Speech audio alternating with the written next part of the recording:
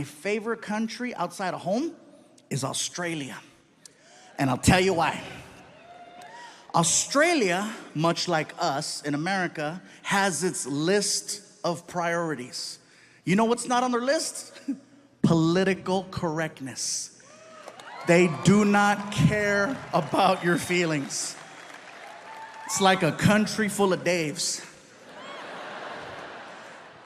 Believe it or not, it's very refreshing to be around such a large group of people who speak their minds so freely. And if you know that before you go there, you're gonna have an amazing time. But if you don't know that and you show up, it is a culture shock and a half, because I showed up and I didn't know. Everybody says you gotta see the beaches, and I went to the beach. I had people coming up to me. Hey, somebody help me get him back in the water. Yeah, look at right there, big fella. Look at you right there. Oh, look, he's moving. He's moving. He's moving. Oh, he's crying. He's crying. I bet it tastes like gravy.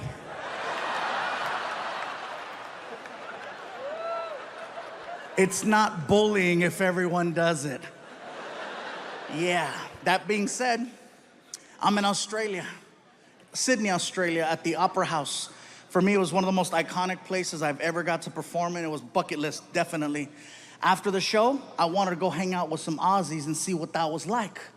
I'm hanging out at a pub. First things first, Australian people do not drink Foster's beer. That's an American thing. They don't drink that over there. I tried ordering one to fit in, didn't go over well.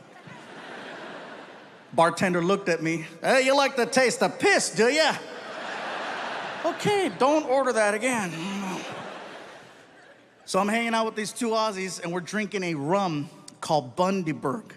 At first glance, it looks like a Coca-Cola bottle because there's a polar bear on the front. And then you drink it, and you're like, that's not Coke. As we're talking, a third Australian joined the conversation. And he sounded a little bit different from the other two. He had more of a raspy voice. More like, all right, yeah, mate, yeah, all right. He sounded like a drunk pirate underwater. These two guys didn't like him, so they called him a name and they left. And now it's just me and drunk pirate. We're talking about life. Life in America, life in Australia, talking about our differences. He tells me that he's a professional knife maker. He's showing me how it's done. He's showing me pictures. We wind up polishing off 3 bottles of this rum. And drunk wasn't even the right word to describe our level. My tour manager, Ryan, he comes up to me and he says, Gabe, time to go. And I look at Ryan and I'm like, but Ryan, I just made a friend and he makes knives and they're pretty. My tour manager always knows how to talk to me no matter what condition I'm in. If I'm drunk, he knows better than to talk to me like I'm an adult. He talks to me like I'm 2. He looks at me and he says, hey, buddy. You hungry?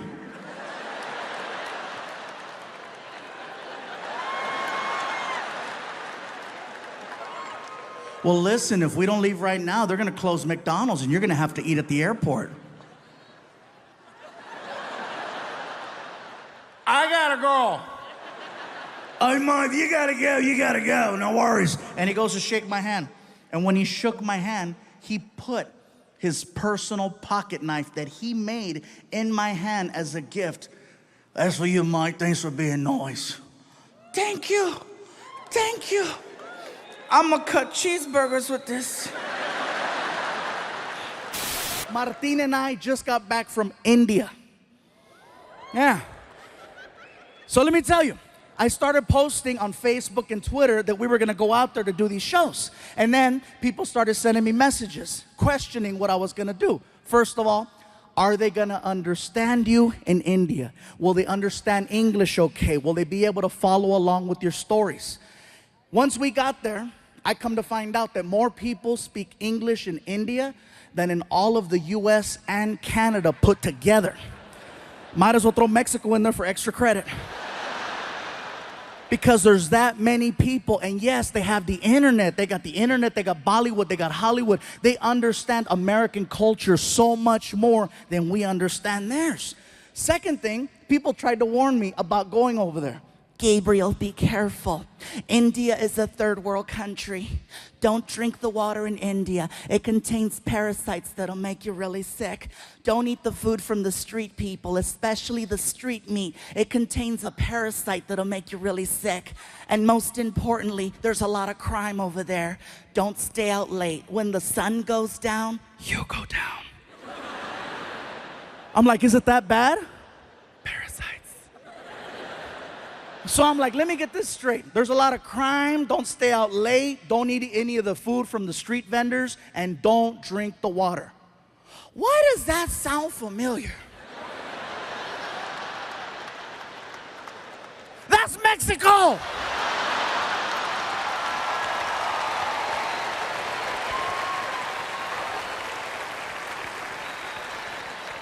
When Martin and I got over there, we found out that Indian people and Mexican people have so much in common, you guys.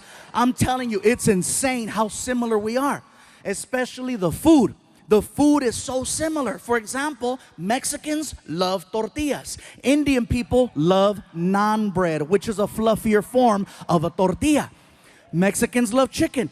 Indians love chicken. Mexicans love hot and spicy. Indians invented hot and spicy. Most popular drink in Mexico is Fanta. Most popular drink in India is Fanta. Indian people worship cows. Mexicans love barbecues. A lot of similarities. Most of the people that I met over there were very hardworking and humble. And I gotta tell you, every time I talked to someone, I was always greeted the same way. They'd look at me, they'd put their hands together, they do a little bow, and they say, Namaste, which is an endearing hello. It's really nice and sweet. And then I noticed that Indian people, when you're talking to them, do this thing with their head, where it will begin to move side to side as they're speaking. Now, at first when you notice it, you think, oh, he slept wrong. He just got a kink in his neck. Get a Tempur-Pedic! Now, when they start speaking, their head starts moving. And I noticed this. The guy is checking us into the hotel, and he's really cool. He's like, listen, if you have any problems at all, okay, you call the front desk, you press 0. We will send somebody to your room to help you. Whatever you need, we got it for you right here, okay? It's very good. Now, one thing I notice is the more they talk and the more excited Indian people get, the more the head starts to move around. Somebody at the hotel yelled out to the clerk, that's Fluffy. And the guy was like, oh my God, I don't believe it. I thought it was you. I thought it was you. Oh my God, I cannot believe it. This is so crazy. Oh my God, Fluffy, Fluffy, Fluffy. Even crazier than that is that the mouth is actually connected to the neck. When the mouth stops moving, the head stops wherever the mouth left off. And when you see Indian people talking to each other, you can see it. Okay, let me tell you something. Okay, okay, hold on. Wait, hold on, wait, okay. Like if you're Indian and you stutter, you are so screwed. Somebody stop him!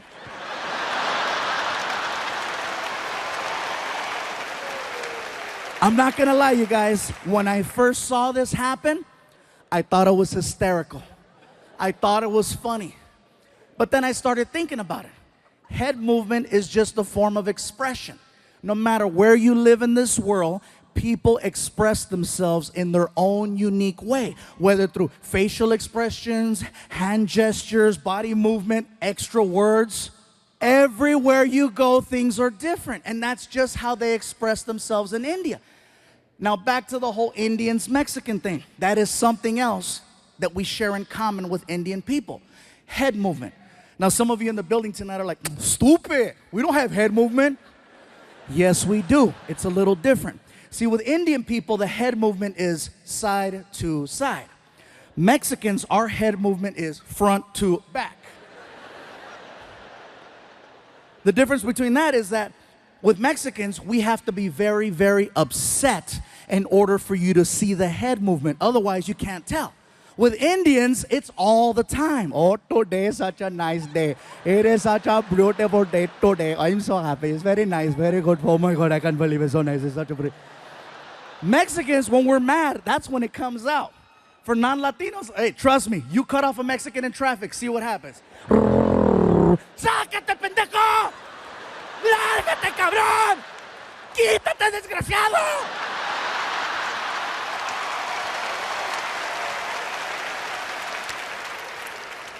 That's funny. I don't know why the black people are laughing. You guys take it all. Oh, no, you didn't. Oh, hell no. I know he ain't talking about me. I hit a bell. I hit a bell.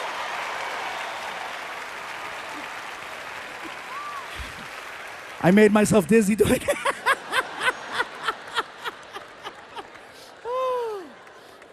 So let me tell you guys, if you ever get the opportunity to travel to India, I encourage you to check it out.